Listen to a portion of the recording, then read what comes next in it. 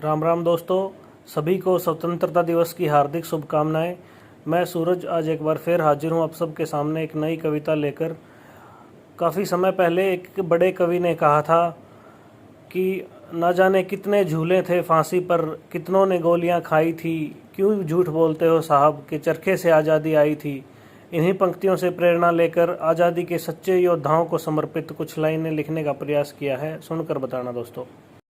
कि आज़ादी का पर्व मना रहे, कि आज़ादी का पर्व मना रहे हैं आज़ाद गुलाम जंजीरों से।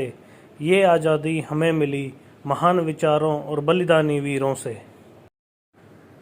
एक आज़ादी मिली हमें, एक आज़ादी मिली हमें झूठी प्रथाओं और अंधविश्वासों से, राजा राम मोहन राय और सरस्वती जी के प्रयासों से। और उसी वक्त देश में आनंद मंगल हो जाता, अगर देश का युवा संभल कर विवेकानंद हो जाता।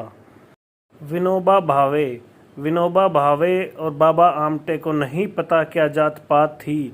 सन 57 में मंगल पांडे ने करी आज़ादी की शुरुआत थी। और मैदाने जंग में फिर रणचंडी बन के ललकारी थी। हार्डी जीजा और लक्ष्मीबाई जैसी हमारी नारी थी। तिलक, लालाजी और बिपिन चंद्र जैसे परवाने थे। वीर शिवाजी, बोस, सावरकर आज़ादी के दीवाने थे। भगत सिंह, सुखदेव, राजगुरु, मदन लाल और श्यामा प्रसाद थे। और जब तक चाचा से नहीं मिले थे चंद्रशेखर भी आज़ाद थे। कि जब तक चाचा से नहीं मिले थे चंद्रशेखर भी आज़ाद थे। ये सब वीर और इनके साथी, कि ये सब वीर और इनके साथी क्रांति की आंधी थे। इन सब में ना चाचा दिखे, ना दिखे कहीं पर गांधी थे। और जिन्हा नेहरू के लालच ने मेरे भारत को हराया था, कि जिन्हा नेहरू के लालच ने मेरे भारत को हराया था।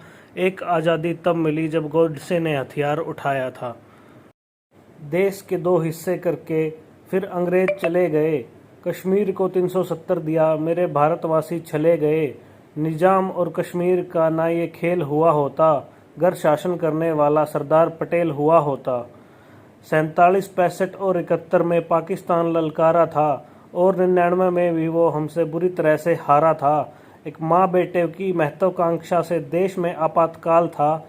एक आज़ादी मिली हमें जब 84 का साल था। परिवारवाद और वंशवाद से आज भी देश गुलाम है। भुखमरी, गरीबी, बेरोजगारी और आतंकवाद की काली शाम है। अमीर गरीब का भेद बहुत है, सांप्रदाय और जातिवाद है। फिर भी हो मुबारक सबको क्योंकि सूरज आज़ाद है। फिर भी हो मुबारक सबको क्योंकि सूरज आज़ाद है।